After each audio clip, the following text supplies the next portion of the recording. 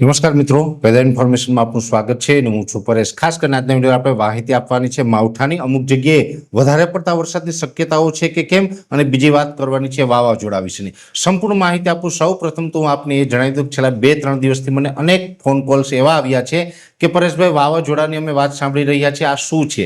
તો પહેલી ચોખવટ એ કરી દઉં છું કે તમે XYZ ગમે એ પ્લેટફોર્મ ઉપરથી સાંભળ્યું હોય, અત્યારે અરબ સાગર કે બંગાળની ખાડી બેમાંથી કોઈ પણ જગ્યાએ કોઈ જ પ્રકારનું વાવાઝોડું એટલે કે સાયક્લોન સક્રિય નથી। અને આ સિઝન છે એ સાયક્લોનની સિઝન પણ નથી। મોટા ભાગે આ સિઝનની અંદર ત્યાં વાવાઝોડા ન બનતા હોય, અને અત્યારે પણ કોઈ જ જગ્યાએ સાયક્લોન કે વાવાઝોડું છે નહીં, એટલે વાવાઝોડું ક્યાંય આવવાનું નથી, એનાથી કોઈ ડરવાનું કે ગભરાવાનું નથી। હવે બીજી વાત કરવાની છે માવઠાના ઝાપટા અને વધારે વરસાદ। જો કે વધારે વરસાદની પણ ક્યાંય શક્યતા નથી। ઘણા બધા મિત્રોને એવો સવાલ આવતો હતો કે પરેશભાઈ બહુ વરસાદ પડી જશે। જેવી રીતે જોવા જઈએ તો આ વર્ષે દિવાળી પછી જે માવઠું થયું તેમાં અતિ વરસાદ પડ્યા હતા, એટલે એવી પણ ઘણા બધા મિત્રોને ડર હોય કે બીક હોય, તો એવો કોઈ ડર રાખવાની જરૂર નથી। એવું કોઈ હેવી માવઠું નથી થવાનું કે મોટા વરસાદ થવાના નથી। જ્યાં પડશે ત્યાં છૂટાછવાયા ઝાપટા જ પડવાના છે, અને એ પણ 19 અને 20 માર્ચના રોજ, એટલે કોઈ મોટું માવઠું થવાનું નથી। ખાસ કરીને જોવા જઈએ તો જે સાચોર વિસ્તાર છે, આમ તો ગુજરાતના તમામ વિસ્તારો જે છે એની માહિતી આપવું, પણ એક સાચોર વિસ્તાર છે જેની પણ આપણે ઘણી વખત માહિતી આપતા હોય, ત્યાંના ખેડૂતો પણ આપણે રેગ્યુલર જોવે છે। સાચોર તાલુકામાં પણ એક એવી અફવા ચાલી છે અને ત્યાંના લોકલ રાજસ્થાનના જે વેધર એક્સપર્ટ છે એવું બતાવી રહ્યા છે કે હેવી માવઠું થવાનું છે।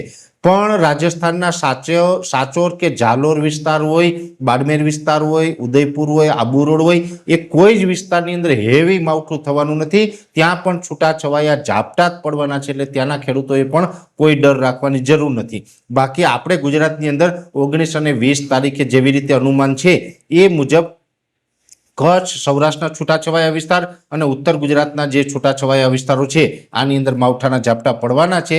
જો કે આ માવઠું છે એ પણ છૂટાછવાયું, સાર્વત્રિક નહીં હોય, છૂટાછવાયું હશે અને સામાન્ય માવઠું હશે, જેની નોંધ લેવાની છે। એટલે માવઠું અને વાવાઝોડા વિશેની ખાસ આ વાત હતી। બીજી વાત એ કરવાની છે કે આ વખતે તાપમાનમાં કાંઈક અલગ બદલાવ આવવાનો છે।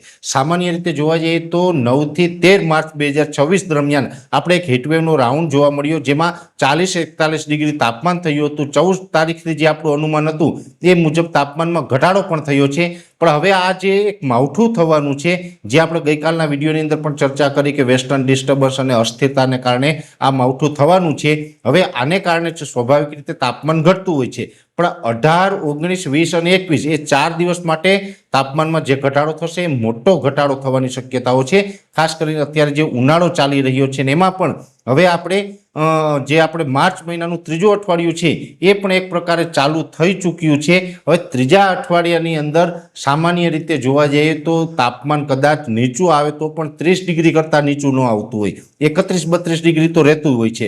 પણ 18 થી 21 તારીખ દરમિયાન જે તાપમાન નીચું આવવાનું છે, ખૂબ નીચું આવવાનું છે, જેમાં અનેક વિસ્તારની અંદર લગભગ ગુજરાતના 50 થી 60% વિસ્તારની અંદર તાપમાન છે એ 30 ડિગ્રી કરતાં પણ નીચું આવે તેવી શક્યતાઓ છે। એટલે તાપમાનમાં એક મોટો ફેરફાર થવાનો છે, એક મોટી રાહત મળવાની છે। જો કે એ રાહત હશે માત્ર 4 દિવસ માટે હશે, 18, 19 અને 20 તારીખ, 21 તારીખ પછી 22 તારીખથી ફરીથી પાછું ધીમે ધીમે તાપમાન છે એ ઉચકાવાનું ચાલુ થઈ જશે। એટલે જે અસ્થિરતા અને વેસ્ટર્ન ડિસ્ટર્બન્સને કારણે જે માવઠું પડવાનું છે એ 19 અને 20 તારીખે મેં આપણે જણાવ્યું એમ સૌરાષ્ટ્ર, કચ્છ અને ઉત્તર ગુજરાતના છૂટાછવાયા વિસ્તારની અંદર પડવાનું છે।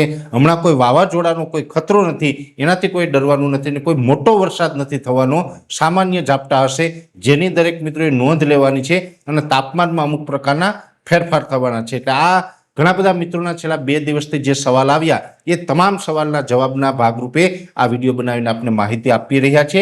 વિશેષ માહિતી છે નેક્સ્ટ વિડીયોમાં આપવામાં આવશે।